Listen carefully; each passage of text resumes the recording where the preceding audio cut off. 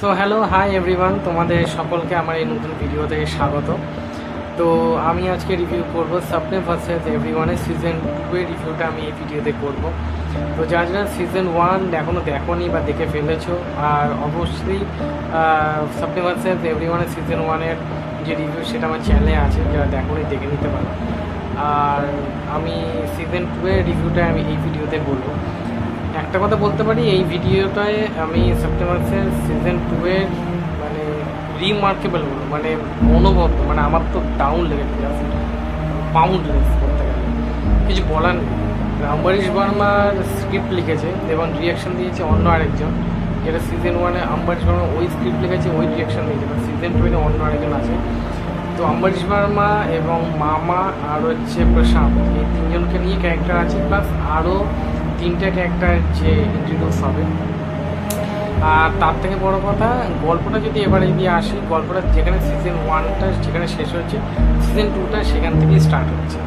তো সিজন 2-এ দেখাচ্ছে যে প্রশান্ত ও যেদিনকে প্লেটা যা হবে সেখানে মাকে হারিয়েছে।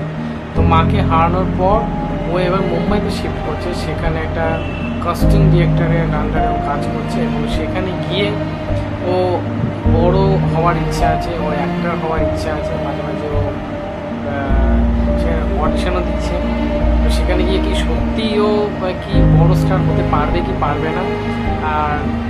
আর অন্যদিকে যদি আমি বলি যে অম্বরীশ বর্মা, অর্থাৎ যেখানে জিমি, যাকে আমরা বলি জিমি, এবার দেখাচ্ছে নতুন ফ্ল্যাটে এসছে, ওর বাবাকে নিয়ে নতুন ফ্ল্যাটে থাকছে, ওর বাবার সাথে একসাথে থাকার চেষ্টা করছে, যেখানে ওর বাবা যেখানে থাকে অপোজিট ফ্ল্যাটে। তো এবার সেখানে সে মামার প্রতিশোধ আরও ভালোভাবে নিতে পারবে কি পারবে না, সেই নিয়ে সিজন 2। যেখানে সিজন 2টা শেষ হয় সেখানে আমার হোপ জাস্ট এখানে আরও বেড়ে, কিছু বলার নেই, কারণ সিজন 2টা আমার অনবদ্য লেগেছে, আমি প্রথমেই বলেছি, আরও ভালো লেগেছে। সিজন 2 এর খামতি বলতে খুব একটা বেশি ভালো লাগেনি, কারণ স্ক্রিপ্ট যেন ধরে, মানে অনেক দিন পরে এসছে, অনেক বছর পর এসছে, এবার স্ক্রিপ্টটা ধরে ধরে লিখেছে।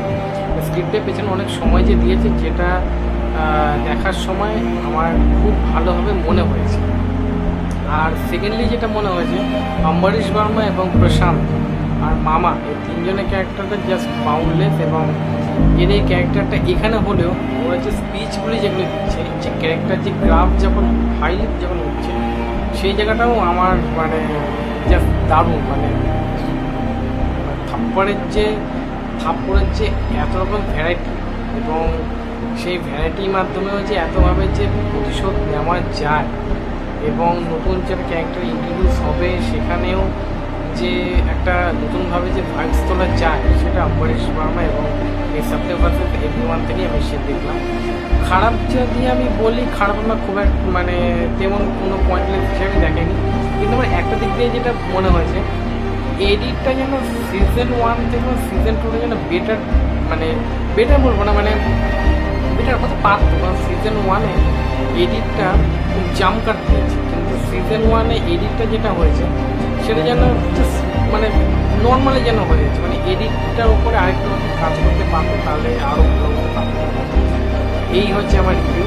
তোমরা যারা স্বপ্নে ভার্সেস এভরিওয়ান সিজন 2 দেখেছো, তোমাদের কেমন লেগেছে প্লিজ আমায় কমেন্ট করে জানিও।